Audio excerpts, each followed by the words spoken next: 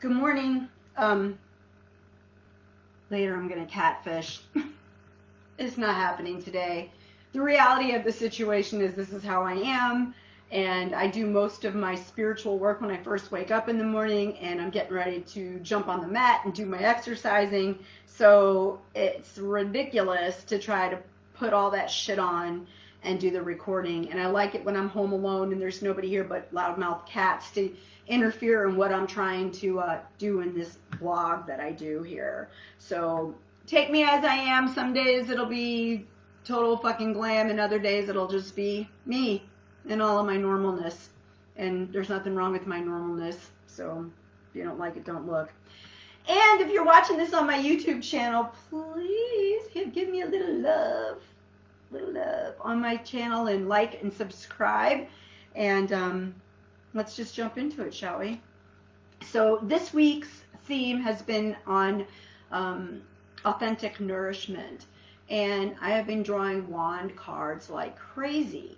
And so this morning the question was, how do I properly nourish myself and break the negative body image and eating without hunger cycle? Because I do that. And I don't want you to think that it's like I'm eating well when I'm not hungry, picking things that are actually good for me. But if my body's not wanting it, then I need to not do it. And so I'm trying to break that cycle. I do really, really well until about 7 o'clock at night, and that's when I feel like I just got to have something. Sometimes after I have a nap, too. It's really weird, but anyway. So I shuffled the cards while asking that question this morning, and the two cards jumped out of the deck, and I am sort of superstitious in that way, and that I think those are the cards that I'm supposed to read. Generally, I would only pull one for myself during the week. Yes, sort of in a way, but not. You're not real. I'm not actually going to get full frontal on the video here, Nicole. But maybe when we can all go back to actual festivals, I'll consider doing that with some broads or anybody who wants to come. I really don't care. After you get to a certain age, you just don't give a shit who sees what anymore. I mean, that's how it is.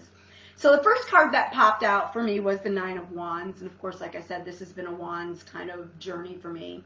And this one is also associated with the ninth chakra, which is above the crown chakra, which is the cosmos, and being attached to the cosmos through sexuality, either with yourself or a partner. And in this one, you see that there are two people, and they are experiencing their tantric sexual love, and their chakras are opening wide, and they are open so wide and flowing so much. The Kundalini energy is rising all the way up and going into the cosmos, which is where we're all trying to get to in some form or fashion to get the answers that we need. So the thing about that card is I have always been pretty fucking sexual and sensual, and a lot of people would probably say that I am very comfortable in my sexuality, and that would be a lie. And I know that sounds really fucking funny, but I'm going to tell you why. And I really didn't think about it very much until this morning when I got into this whole meditation, and also yesterday when I did the body image yoga, which, let me just tell you something, I cried through a lot of that because I recognized that I don't even really like touching my own body. And I will fly through applying body lotion and everything. And yesterday, that yoga practice really, she made us, when we came to the front of the mat and did forward fold and we came up and to stand in mountain pose, she made us feel every inch of our legs, our stomachs. She wouldn't let you hold it in. Where most of the time the yoga instructor is telling you to knit your lower ribs in, this woman was saying, let that shit hang out and run your hands over that. Run your hands over every part of your body. Go over your face, the top of your head, back down the other side of it as you fold back over into your forward fold. Touch the back side of your body slowly, and I just started bawling. It was one of the hardest things I ever had to do. So when that was happening to me, I was remembering a lot of trauma that happened to me. I was sexually assaulted a couple of times, but not by anybody in my own family, other people outside of my family. Mostly it was kids. One time it was a teacher. But mostly it happened outside of my family. But that wasn't the trauma that came up for me. The trauma that came up for me was that as a really little baby in my crib, I would masturbate. And my parents didn't know what was going on because I was an infant. And I would make it so that I got all the blankets underneath me, and I would just fucking ride those blankets, and they didn't know what was going on. And they took me to a pediatrician, and the pediatrician just told them, because he was really fucking cool and not from this country and more open-minded, and said, she's found her happy place, leave her alone, she's fine. Because I guess I was sweating, panting, and just they thought something's wrong with our kid, she's having seizures, and I was having orgasms. So as I got older, I continued to do that, and I got caught by my babysitter, who was a church friend of my family's, and she was telling my mom and dad what I was doing in front of me. I was there, thank you very much. And there was just a lot of really scary conversation about what was wrong with me and my deviant behavior. My grandmother told me that if I looked at my own coolie, I'd go blind, and I believed that for a really long time. And so part of me not being able to touch myself, love myself, and feel my whole body, even though I came out of the womb being this super sexual fucking being, has been fucked up by the body image that I have, and the idea that pleasure that was built into us to have was somehow some dirty, horrible fucking thing. Tantric sexuality is telling you to overcome that shit and to actually use it as a spiritual practice to get you to the next level, and to understand that there's nothing wrong, and it's actually an awareness practice. It's a meditative practice that will bring you to a different place. I mean, I've had moments where I have been altered on hallucinogenics and had sex and transported into the cosmos and became a constellation. And when it was done, I looked at Bob and said, oh, we were like a constellation. And he looked at me and said, I know, I was there. So when you're like that loose and actually enjoying what's happening to you, and you can't enjoy what's happening to you if you're feeling shitty about parts of your body that are like, your entire body is an erogenous zone. Even when that just feels really good when I do it to my fucking self. When someone else does it to me, it feels even fucking better.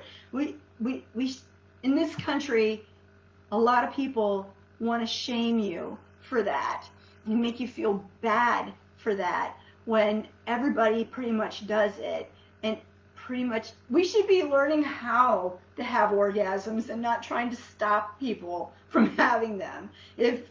Just think about it.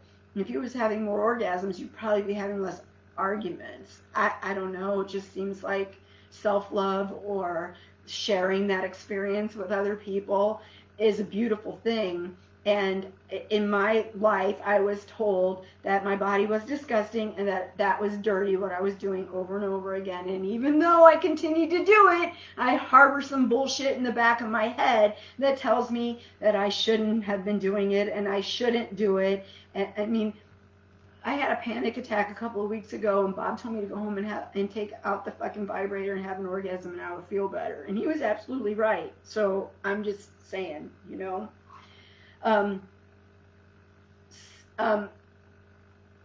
let's see, I'm just looking at my notes because I want to make sure. So this also told me, this card about tantric sexuality, was how many other things have I walked blindly on the planet missing?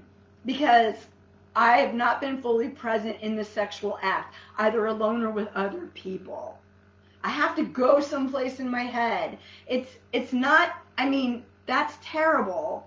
I've been practicing setting my phone down when I'm around other people, or stop looking at my computer, mute the television, pause it, turn and actually face people as I'm talking to them, to be present in the situation so that the precious people in my life that I love and care for so desperately feel that They are that important to me.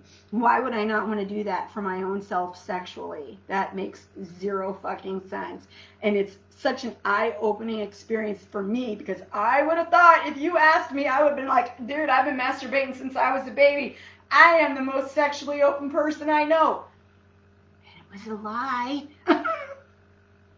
It was a big fucking lie or delusion that I gave to my own self, because, you know, it felt good to tell myself that story. But I missed out on a lot of really good sex and a lot of really good orgasms, and I plan on fixing that this weekend. Just saying.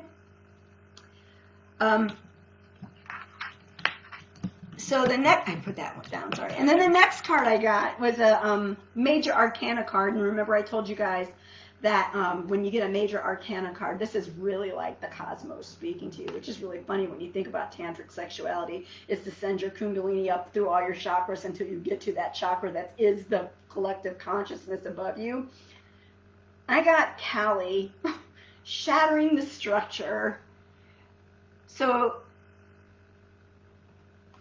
Kali, this card in traditional tarot is the Tower, and the Tower is like pretty much, let's fuck some shit up really bad down to the foundation so that we can start building some new crap, which has really been the basic theme of this entire shadow work that I have been working on. She's the Hindu goddess of destruction and creation, and what she represents is clearing the shit out so that you can actually create something new inside of you. She's the great mother that births and devours her children at the same time. But what that meaning is behind it, if you really take a second and not go, oh my God, this lady's eating her babies, is that that's the cycle, right? Everything, it's just like that Elton John song now. Everything about this life is born to grow and die. So that's what that represents when you see Kali birthing and eating her children. Everything about this life was born to grow and die. Doesn't seem a year ago to this very day. Okay, so this card asks me to honor the creative function of destruction. So I'm destroying or clearing out constructs of my own self-image, of my own sexuality, to make room for the new stuff that's coming in. Rock bottom is how I look at this card, and I don't think that that's where I'm at today. I think I was at rock bottom back in May when I started this journey, or early June. That was rock bottom, but I think that that card would have been too much for me to handle in my own psyche at that moment in time, because when I hit that rock bottom, I didn't know who the fuck I was, what I was supposed to do, didn't have a sense of identity, knew that the identity that I had, which it started out as wife, mother, nurturer, caregiver, those things were pretty much over in my life. And I needed to find something new to fill that with. Also, the fact that I thought that who I was not good enough, and that I didn't deserve to even be here, that my voice shouldn't be heard, because I upset people when I talk. I make people feel bad. They don't like my politics, my religion, the way I practice my craft. I'm always told, no. I am told by a significant number of people, my family included, that I need to tone myself down. And I finally come to a place where I know that that is just not working for me. And I refuse now to do that. But I don't feel the need anymore to stomp the shit out of people when they don't agree with me. I'll speak my truth, and I will tell people how I feel about something. And if it doesn't resonate with those people, they can take it or leave it. It doesn't really fucking matter to me. And they can take it or leave me. They can take me or leave me too. I'm all right with all of those things. I have spent my entire life trying, and I've said this a million times before throughout this entire fucking journey of shadow work, that I have spent a lot of time trying to claw my way into places and with people that I had zero business trying to claw my way into. They really didn't give a shit about me. And now that I'm away from all of that, I can actually see that I really don't give a shit about them either. Because if I have to be so different as to be palatable to somebody, why would I put myself through that? I'm not trying to make other people feel like dog shit, so why would I want to do that to them too by pushing my way into those situations? When I was a little kid and I went to school the first time and my mother walked me to my fucking kindergarten class, when I came out of that class and I saw her waiting for me, I told her that I didn't need her to walk me to school anymore because I knew my way and I could get back home and to school on my own, right down to the fucking dress I was wearing. That's who I was born to be. That little badass, smart, intelligent, figuring it all out girl was supposed to grow into that badass, smart, intelligent, confident woman, and I let other people dictate a story to me that changed the narrative. And so all the clawing I was doing to include myself into families and people and places and situations that did not want me were places that I thought I needed to be because that little girl was being thwarted and she was trying to claw her fucking way out. And the way that she did that was by being super fucking rebellious and causing a lot of strife and arguing with people and pushing buttons and pushing boundaries because she was trying to get the fuck out. Welcome home, Michelle. You have finally arrived and you have finally taken charge of the life that was given to you to live on your own fucking terms. You don't need anybody's approval. You don't want anybody's approval. You just want to do you. And that's what I'm going to do. So this weekend, I'm going to focus on that because Monday starts a new card. And I'm just going to enjoy who I am and settle into all of that stuff. When I got out of the shower yesterday after that yoga practice, I realized while I was doing that yoga practice that when I'm showering and stuff, I'm out of my head and going as fast as I possibly can to clean myself in the shower so I don't have to linger with my hands on any parts of my body because I don't want to feel those things. And then throwing the body lotion on me, and I am going so fast, I don't want to feel all of those fucking things. I don't want to feel that belly. I don't want to feel any of that shit because it's disgusting to me. So yesterday, when I got out of that shower and I put that lotion on my body, I put it on slowly, and I told myself all the wonderful things that there were about my body, all of the beautiful parts of me, how I loved this belly, how I loved it. That belly housed a fucking child and nurtured it until it was ready to fucking be born. My breasts fed that child. Everything about me is strong and fucking capable.